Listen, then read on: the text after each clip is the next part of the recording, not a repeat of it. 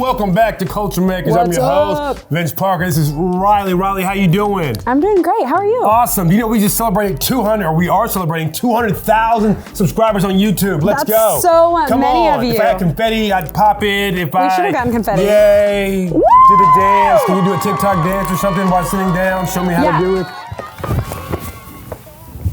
200,000. Or there's a trending one right now. It's like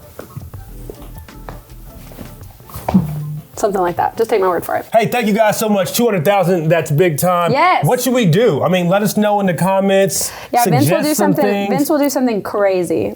Crazy. Well, I was gonna say shave your head, but you already don't. Sure. Yeah, he shaved his head for 200,000 followers. Wow. Insane. And Riley bought a new phone because I've been picking on her for about 2 years about getting a new phone. But you had a case on it 2 seconds ago. I'm going to start the timer. You guys are free to go whenever you'd like. I know I took it off because look how pretty it is. Is it gold? It's gold. Both of the front and the back of my old phone are shattered. Yeah. Is it okay to walk around with the cracked phone screen on the front and the back? Would you like if your fingers nicked up? No, they weren't, but it didn't feel okay. Hey, so let's get in. Let's ask some questions. Let's talk about what's going on. Yeah. We're Okay. going to be talking all about like relationships, how to know when to let go of relationships, some football news. Some football news. I've recently, if you know me, you know I don't really like pay attention to sports, but I know. How does your boyfriend feel about that? Do you have an anti-sport boyfriend? No, we're not anti-sports. We just don't really watch them. But I've gotten more. That sounds like anti-sports. I've gotten more into them just in the last few games. Do you watch soap operas? No. So you're anti-soap operas? Yes. See, that's Are you trying to cancel me right now? You just find everything. Wow. Vince Parker cancels people. Not true. Canceled. Okay, and then we're also going to be talking about how to use social media less when you're addicted to it. That's going to be really good. So, have you ever been addicted to social media? Absolutely, I have. It'll get you. Yeah. So we're going to talk about all that right now. So starting off, how do you know when to let a relationship go? Family, friends, romantic relationships, all of the above. That's a good question. I think when it becomes such a drain on your life that it negatively impacts you.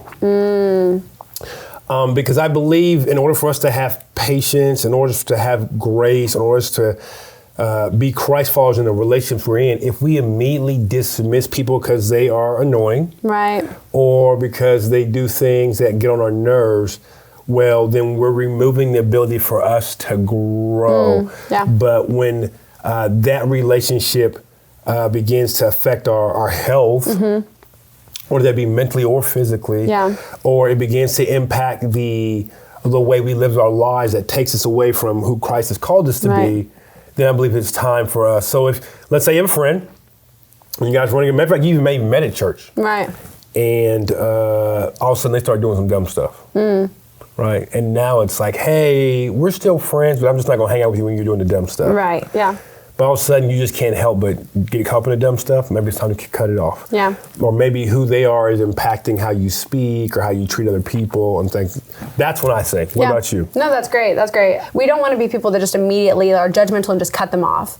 But at the same time, you also don't want to expose yourself so much that it starts kind of bleeding into your own life. And so that's where I'd say you kind of create those boundaries and communicate with that friend. Like you said, just say like, hey, still love you.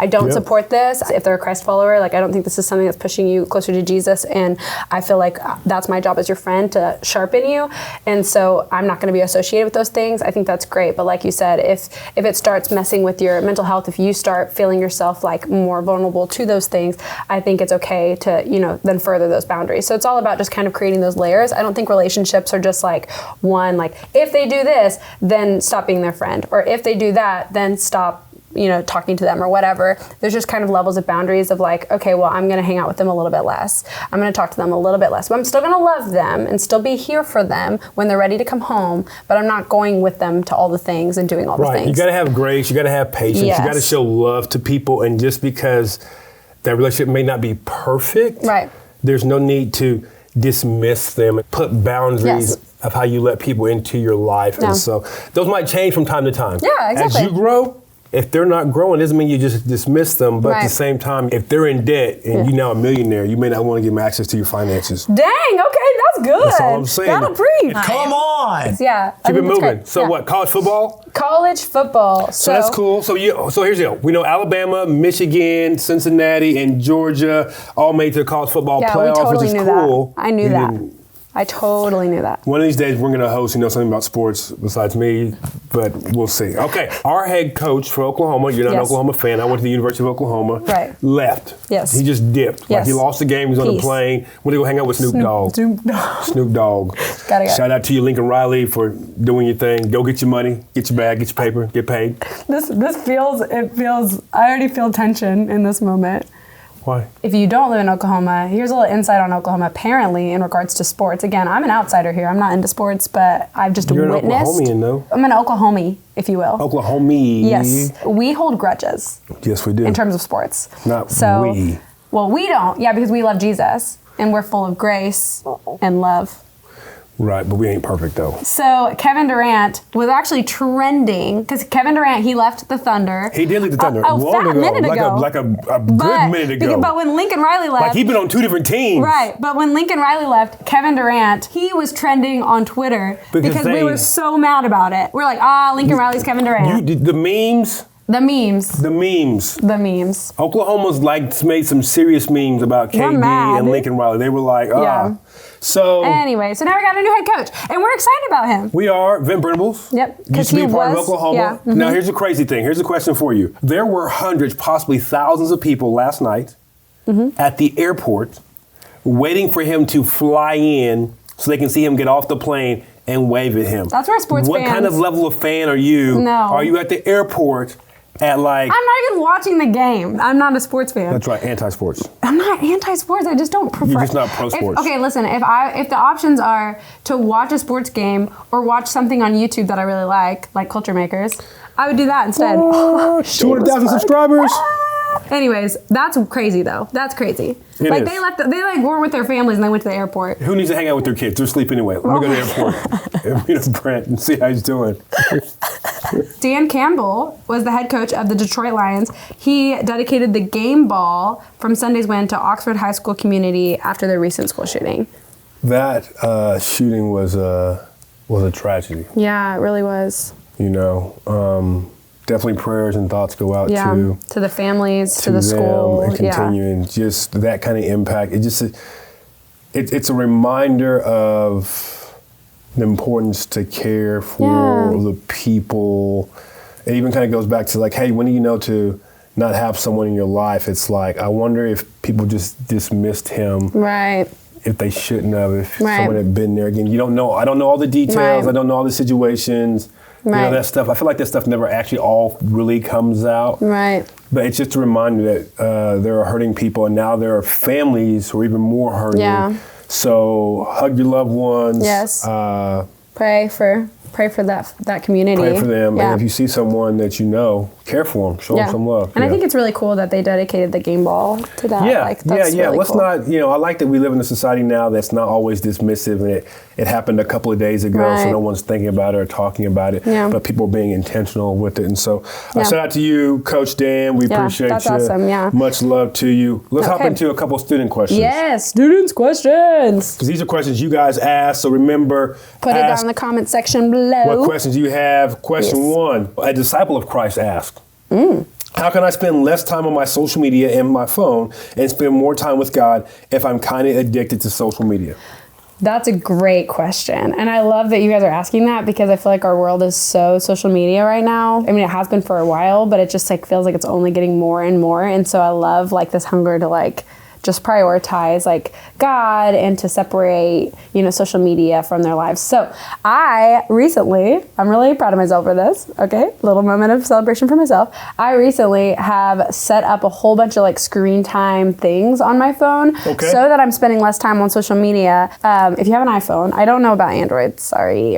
Was it really necessary to point that out to the crowd? Yes. Mm-hmm. Really? Yeah, he's an Android guy. Okay. All right. Boomer. Okay, with iPhone, I know you can set different down times. So I actually set downtime, which basically means you can turn off apps on your phone like for a specific period of time. Okay. I have downtime set from 7 a.m., which is when I wake up, until 9 a.m. so that in the morning I'm not getting on my phone. I have like text messages or like phone calls open in case like somebody calls me or texts me or whatever. But like that way I'm not getting on social media as soon as I wake up. You know how you like get on social media, you lay in bed and you just scroll. I just feel like that's so bad for your brain in so many ways. And then I have screen time set where I can only be on Instagram for an hour. And I had my friend change the password to my screen time, because you can just press like ignore for today or whatever. And if you don't have a password set, you're just going to ignore it, because that's what I did for like a whole year. I had screen time set and I just kept ignoring it. You had screen time set for a year? Yeah, and I just kept ignoring it for a year? Yes. And so I had my friend change the password, so now I can't ignore it. Wow. Go ahead.